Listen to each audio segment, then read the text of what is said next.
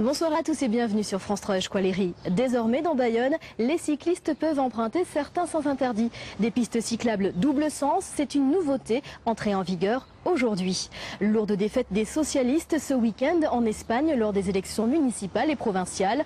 En Pays Basque, les indépendantistes reviennent en force. Mais tout de suite, le point sur Luxat. L'avenir de l'entreprise est abordé aujourd'hui au tribunal de Bayonne. Les salariés de l'usine de chaussures Luxat de Briscousse devront encore attendre une semaine pour connaître le nom de leur futur employeur. C'est la décision du tribunal de commerce de Bayonne. On est quand même assez remonté par rapport à l'administrateur. Les dossiers n'ont pas été remis à temps, on n'a pas pu les étudier correctement.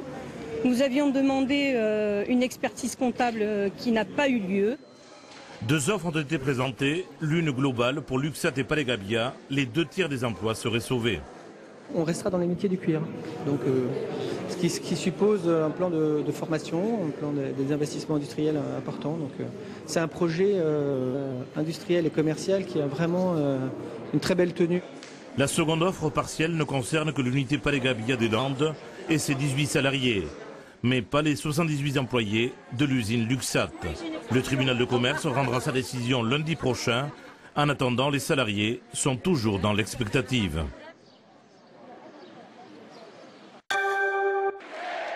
Partout en Pays Basque, la gauche indépendantiste a fêté ses résultats jusque tard dans la nuit, comme ici, à Saint-Sébastien, où elle arrive en tête. Après 10 ans d'absence du jeu politique, car illégal en raison de son refus de condamner ETA, elle revient en force, 25% des voix. Son rejet de la violence clairement exprimé depuis un an lui permet de se présenter au sein de la coalition Bildu.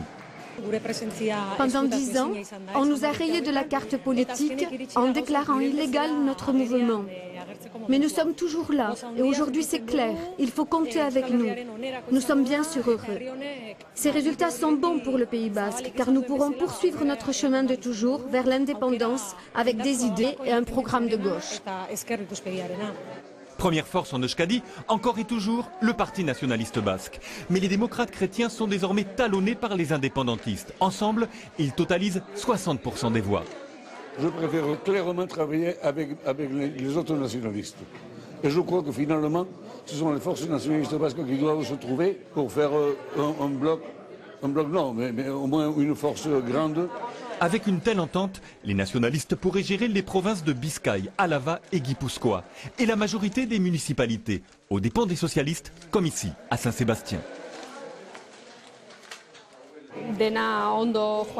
Tout d'abord, ces élections sont une victoire pour la démocratie en Pays Basque. Elles se sont déroulées sans la menace terroriste, sans violence, et toutes les options politiques étaient présentes. Hélas, nous subissons la crise de plein fouet et l'effet Zapatero, et ça n'a pas aidé les socialistes en Euskadi non plus. Alors demain, quels sont les accords possibles? Nationalistes contre pro-Espagne, gauche contre droite, ou accords transversaux? Il faudra avoir des accords interpartis. Sinon, ça va être très difficile d'avoir un numéro suffisant de votes pour avoir presque une majorité sur l'appareil basque. Oui, mais désormais, cette pagaille basque est un peu plus joyeuse, car sans la menace des attentats d'ETA.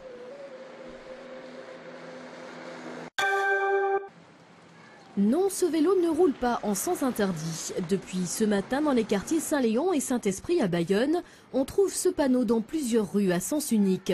Des pistes cyclables double sens, matérialisées par un simple marquage au sol. Ces doubles sens cyclables ont pour intérêt de favoriser la circulation à vélo, c'est-à-dire de permettre à des cyclistes d'utiliser des sens interdits en raccourci. On leur évite de faire le grand tour, comme les automobiles le font. Des itinéraires plus pratiques et plus directs réservés aux vélos.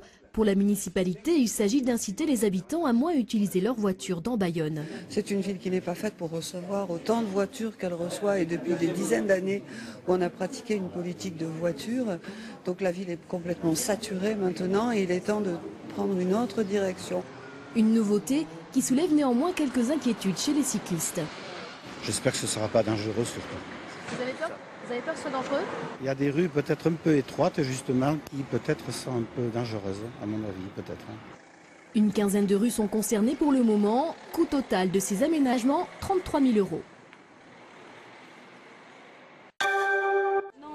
Julia est sourde. L'an dernier, elle était scolarisée au lycée Toulouse-Lautrec à Bordeaux. Un mauvais souvenir. En fait, je n'avais personne et j'étais vraiment noyée, j'ai beaucoup souffert. J'ai essayé d'en parler, faire part de mes inquiétudes, le fait de ne pas avoir d'interprète, de ne pas avoir d'AVS. J'ai réussi à obtenir un professionnel, mais sur peu d'heures. 13 heures aidées sur 33, c'était insuffisant. Aujourd'hui, des milliers d'enfants handicapés sont dans le même cas. Pas d'assistance éducative ou pas assez. Pourtant, la loi le prévoit, les enfants handicapés doivent être scolarisés en milieu ordinaire avec une aide adaptée à leurs besoins. Mais les restrictions budgétaires sont passées par là. Les inspecteurs d'académie ont reçu des instructions pour essayer de limiter le nombre d'accompagnements et aller de plus en plus aussi vers des emplois précaires qui ne nécessitent pas de formation et avec des gens dont les compétences vont être limitées, quoi. Les associations réclament un vrai statut pour des professionnels formés et pas des contrats de 6 mois qui abandonnent les enfants en pleine année scolaire. On compte aujourd'hui environ 23 000 auxiliaires de vie en France, mais 50 000 enfants en ont besoin. Du rugby dans la suite de ce journal, Hendaye a battu Rochefort ce week-end en Fédéral 2. Et puis Max Brisson quitte l'Office public de la langue basque. Retour sur ses 6 années passées à la tête de l'OPLB. Ce doublement de budget... Président de l'Office public de la langue basque pendant 6 ans, Max-François Brisson dresse un bilan positif de son mandat. S'il est encore insuffisant, le budget, avec plus de 3 millions d'euros, a doublé. 20 postes sont dédiés au développement de la politique linguistique et le nombre d'élèves bilingues a augmenté de 41%. Il manque sans doute aujourd'hui un socle juridique. Comme je ne serai plus président de l'Office public à partir de jeudi, eh bien je militerai avec plus de force pour ce cadre. Il nous faut une loi pour les langues régionales dans ce pays. Mais permettez-moi de dire aussi qu'il faudra la mobilisation de la société, que le meilleur cadre légal qui soit n'empêche pas éventuellement, et ça existe dans d'autres territoires, la mort des langues. En 6 ans, l'accent s'est surtout porté sur la petite enfance, avec le développement des crèches bascophones et sur l'enseignement primaire. Beaucoup reste encore à faire dans le secondaire. Pour les responsables de formation pour adultes, le chantier est énorme. Il y a aussi très important l'utilisation de la langue basque dans la vie publique. Et ça, c'est quelque chose qui est en retard, qui commence à se développer aujourd'hui, mais qu'il faut vraiment pousser en avant parce qu'on apprend vraiment bien qu'une langue qui est utilisée socialement. François Maïtia prendra la place de Max Brisson jeudi avec beaucoup de défis à relever.